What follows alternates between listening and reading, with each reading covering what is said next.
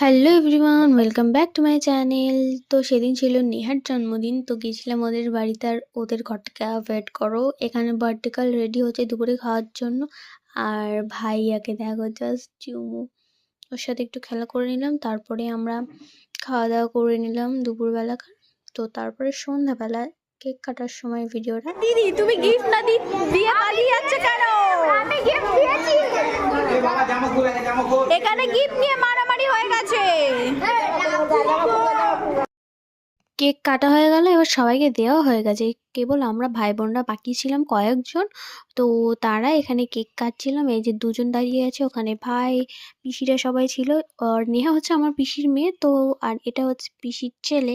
সবসময় যাকে আমি ভাই ভাই করি, এই একমাত্র ছোট বাচ্চা, তাই ওকে সবসময় আমি ভাই ভাই করি, তোমরা দেখতেই পাও ভিডিওতে।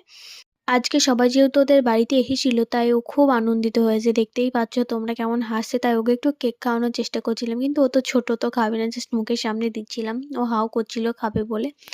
তো তারপরে দেখো আমিও কেক নিয়ে নিয়েছি। তো আমি এখন কেক খাই, চলো টাটা, আজকের মতো এইটুকুই।